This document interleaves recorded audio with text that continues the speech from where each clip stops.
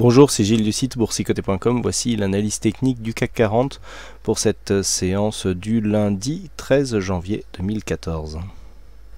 Avec encore aujourd'hui une séance qui se place dans la continuité des précédentes, puisque malgré une ouverture en hausse, bien, le CAC 40 clôture quasiment sur ce même niveau d'ouverture à 4263,27 pour une ouverture à 4262,75.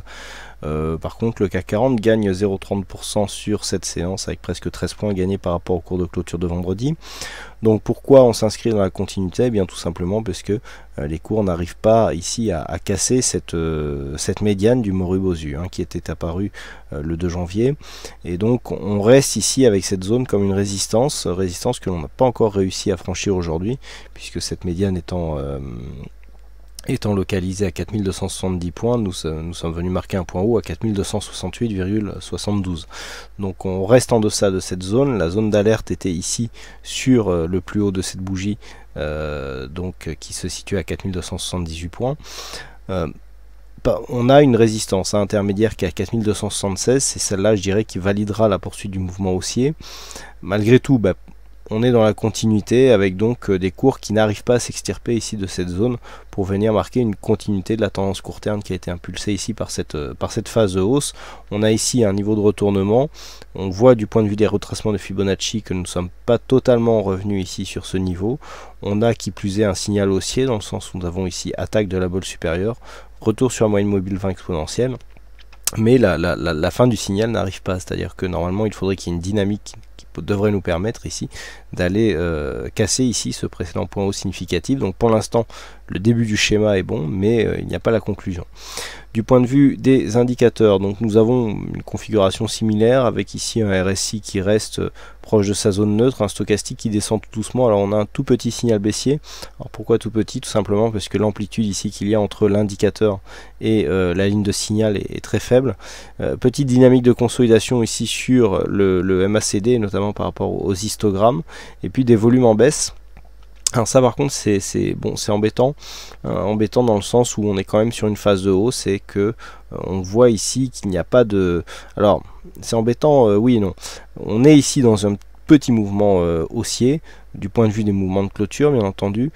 On n'a pas de volume étoffé. Par contre, le fait d'avoir ici une bougie fortement hésitante avec des volumes qui auraient pu monter aurait pu transformer ce petit biais haussier ici en phase de retournement qui aurait facilité certainement la cassure ici des 4226 points. Donc c'est un peu le statu quo. On a une volatilité en baisse, donc je dirais que il n'y aura pas grand chose à dire de nouveau, que je ne vous ai déjà dit précédemment, à savoir qu'il y a toujours cette zone ici à 4270 points qui est à franchir pour confirmer ici la continuité du mouvement qui a été impulsé ici par ce mouvement haussier. On voit que la consolidation, malgré cette, la rapidité du mouvement, et notamment les deux gaps ici qui ont été ouverts, eh bien, n'ont pas donné lieu à une forte phase de consolidation. On est à peine venu ici effleurer le retracement de 38,2% de Fibonacci. On a à peine marqué ici un contact avec la moyenne mobile 20 exponentielle. On n'arrive pas à casser cette zone ici à 4226 points qui représente la zone de support de cette nouvelle évolution en range, et qui plus est était déjà la zone de support qui avait eu lieu lors de cette précédente évolution où on avait quasiment les mêmes limites que ce que nous avons eu ici sur l'inscription de ce Moribosu dont la médiane fait aujourd'hui la loi. Donc tout simplement, ce qu'il faudra surveiller demain, c'est toujours ces deux zones, à savoir première zone 4270 avec en extension donc sur une cassure des 4276,78, une confirmation d'une possible attaque haussière. Donc on aura un premier objectif ici à 4285, mais l'objectif final c'est la zone 4309-4312. A l'inverse par contre, sous 4250, alors tant que l'on est au-dessus de 4250, alors pour deux raisons. Première chose, puisque nous avons déjà une zone de support intermédiaire, qui plus est c'est le retracement des 23,6% de Fibonacci. Deuxième raison, c'est que par rapport au plus haut ici, même si nous avons des plus bas légèrement descendants, les plus hauts, vous voyez, sont fortement haussiers.